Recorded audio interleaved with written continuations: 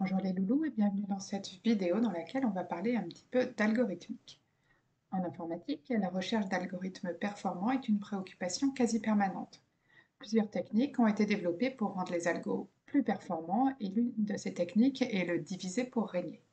Cette technique consiste à découper un problème initial en sous-problèmes plus petits, résoudre ces sous-problèmes, éventuellement en les découpant à leur tour d'ailleurs, ce qui permet dans certains cas, en combinant ces solutions, d'en déduire plus rapidement la solution au problème initial.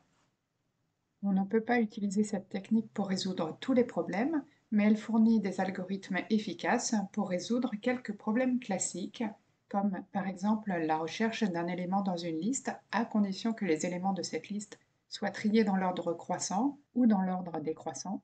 Elle permet également de trier efficacement une liste ou une autre structure de données, nous y reviendrons dans le cours de la semaine prochaine, mais elle permet également d'écrire des algorithmes efficaces pour multiplier deux matrices de très grande taille, par exemple, ou pour trouver les deux points le plus proches dans un plan muni d'un repère XY.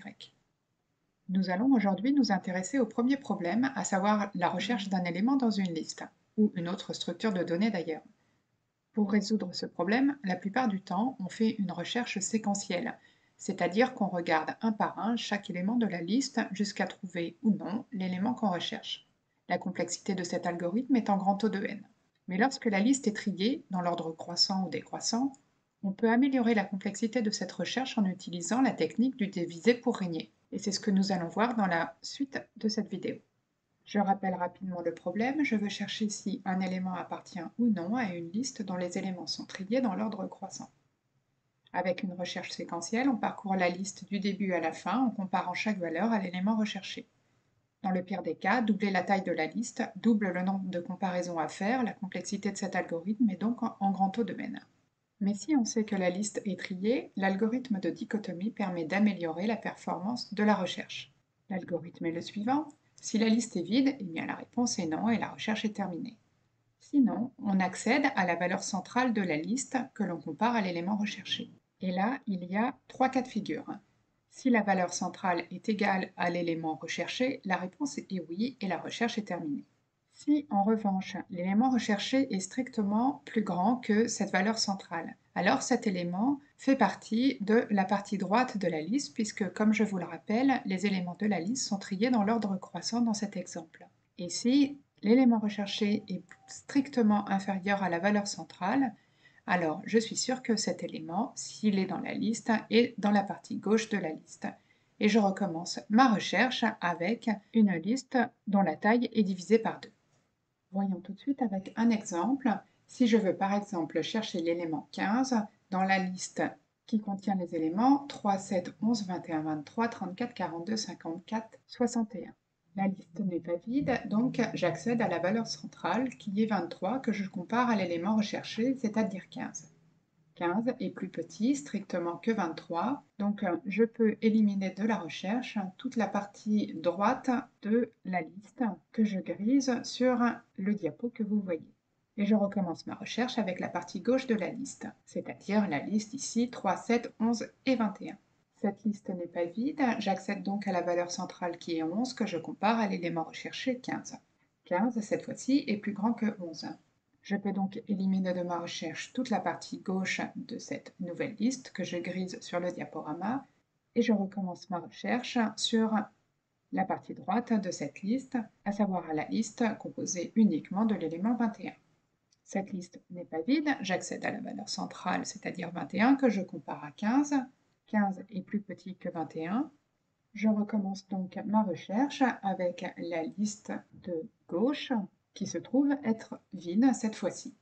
La réponse est donc non, 15 n'appartient pas à la liste. J'ai pris soin d'entourer tous les éléments qu'on a examinés dans cette recherche et si vous avez été attentif, on a examiné seulement 3 éléments de la liste contre 9 pour une recherche séquentielle. Nous allons voir maintenant 2 implémentations possibles de cet algorithme en Python. Je commence par donner le profil de la fonction qui résout le problème. Cette fonction prend en paramètre un élément, un nombre et une liste dont les éléments sont triés dans l'ordre croissant. Et je ne code pas tout de suite ma fonction, j'écris les tests Ici, cet algorithme étant un petit peu compliqué, je soigne mes tests pour être assuré d'écrire un code correct. Chacun de mes tests vérifie une chose différente. Les 3 premiers tests vérifient si la fonction parvient bien à déterminer qu'un élément n'appartient pas à la liste dans 3 cas. Le premier cas, c'est si l'élément est entre le plus petit et le plus grand élément de la liste. Le deuxième cas, si l'élément recherché est plus petit que le minimum de la liste. Et le troisième cas, si l'élément recherché est plus grand que le maximum de la liste. Les 3 tests suivants vérifient si la fonction trouve bien un élément dans la liste, le premier élément, le dernier élément et un élément à l'intérieur de la liste. Et voici un exemple d'implémentation. J'initialise 2 indices, l'indice de début de recherche et l'indice de fin de recherche, le premier indice au premier élément de la liste et le dernier indice à l'indice du dernier élément de la liste. Tant que cet indice de début est strictement inférieur à l'indice de fin, je calcule l'indice de la valeur centrale que je récupère dans une variable. Si cette valeur centrale est égale à l'élément recherché, la recherche est terminée et je renvoie true. Si la valeur centrale est plus petite que l'élément recherché, je peux limiter ma recherche à la partie droite de la liste. Je change donc la valeur de mon indice de début de recherche, qui devient l'indice de la valeur centrale plus 1 parce que je suis assuré avec la comparaison que cette valeur centrale n'est pas égale à l'élément recherché. Et enfin, dans le troisième cas, c'est-à-dire si la valeur centrale est strictement plus grande que l'élément recherché, je recommence ma recherche avec la partie gauche de la liste, et donc l'indice de fin de recherche, c'est la valeur centrale moins 1. Mon invariant de boucle avec cette implémentation, c'est que je suis assuré à tout moment de la boucle que l'élément recherché est compris entre la valeur de la liste qui a pour indice i début et la valeur de la liste qui a pour indice i fin. Je sors de cette boucle while dans 2 cas, soit l'élément recherché est dans la liste et dans ces cas-là, je passerai par le return true à un moment ou à un autre, soit l'élément n'est pas dans la liste et à chaque tour de boucle, soit l'indice de début augmente, soit l'indice de fin diminue, et donc la condition i début inférieur ou égal à i fin deviendra fausse au bout d'un moment. Je suis ainsi assuré de ne pas avoir de boucle infinie. Voici un deuxième exemple d'implémentation de cet algorithme en Python. J'ai ici simplement changé l'invariant de boucle, c'est-à-dire que je m'assure qu'à chaque tour de boucle, l'élément que je recherche est supérieur ou égal à l'élément de la liste d'indice i début et inférieur strictement à l'élément de la liste d'indice i fin. Qu'est-ce que cela change pour l'implémentation? Eh bien d'abord, l'initialisation de la variable i fin, que j'initialise à l'end de liste. On ne sait jamais, l'élément recherché pourrait être le dernier élément de la liste. Et enfin, quand je tombe sur le cas où la valeur centrale est strictement plus grande que l'élément, je déplace l'indice de fin de recherche à l'indice de la valeur centrale et pas à l'indice de la valeur centrale moins 1, puisque je ne suis pas assuré que la valeur qui correspond n'est pas égale à l'élément recherché. Parlons un petit peu complexité maintenant.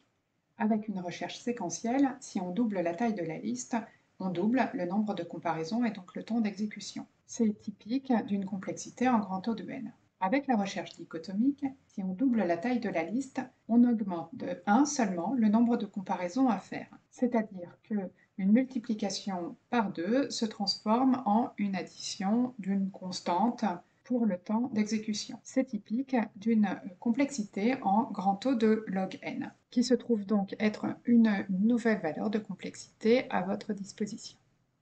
Faisons le point sur les complexités qui sont à votre disposition pour évaluer la performance d'une fonction. On va commencer par les algorithmes les plus performants qui ont une complexité constante.